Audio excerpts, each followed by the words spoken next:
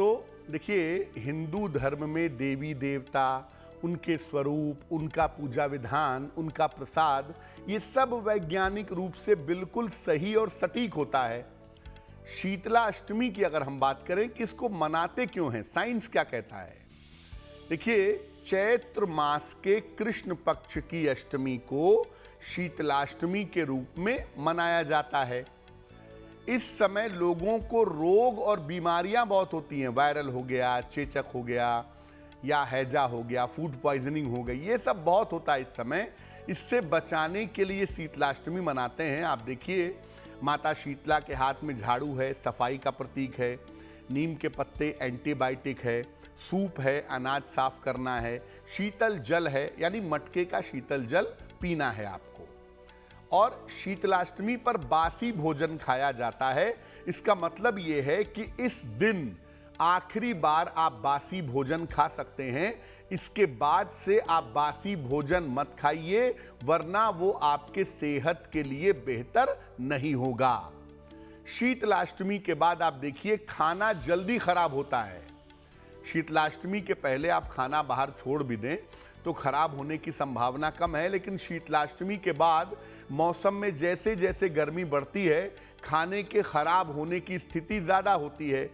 तो कहा यह जाता है कि शीतलाष्टमी के बाद आप बासी भोजन न करें। अगर आप ऐसा करेंगे तो स्वास्थ्य की समस्याएं आ सकती हैं। ये जो पर्व है, ये गर्मी की शुरुआत पर पड़ता है।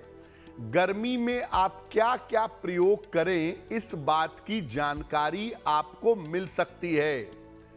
आपको साफ सफाई रखनी है, झाड़ू का प्रयोग करना है।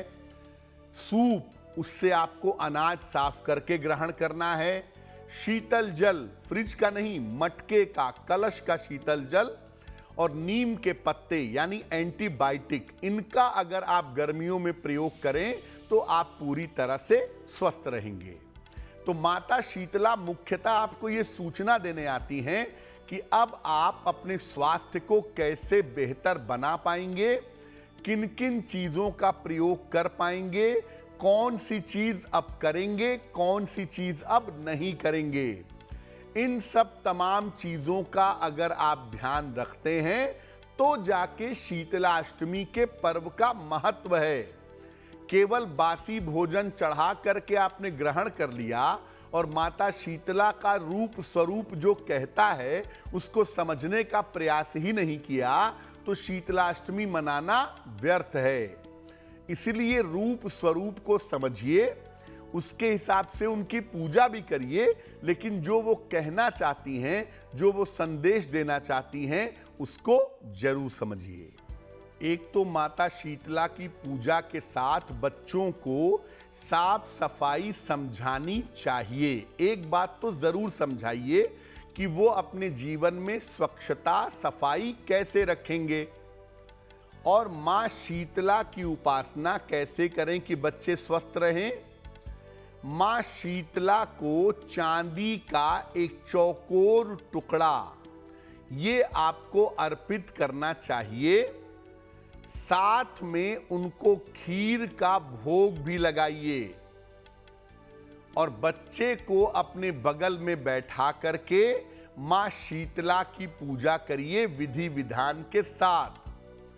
और चांदी का चौकोर टुकड़ा पूजा समाप्त होने के बाद लाल धागे में डाल करके बच्चे के गले में पहना दीजिए। अगली शीतलाष्टमी को इस टुकड़े को निकाल के गंगा जल से शुद्ध करके पुनः पहना दीजिएगा। अगर आप ऐसा करते हैं तो निश्चित रूप से आपके बच्चे के स्वास्थ्य में इंप्रूवमेंट होगा, सुधार होगा। लेकिन जैसा मैंने पहले भी कहा कि बच्चे को भी माता शीतला की महिमा और उनका रूप स्वरूप समझाना आपके लिए जरूरी रहेगा। एस्ट्रो तक ऐप पर आपको मिलेगा भविष्य से जुड़े हर सवाल का जवाब। डाउनलोड कीजिए एस्ट्रो तक ऐप और चुटकी में जुड़िए इंडिया के बेस्ट एस्ट्रोलॉजर से।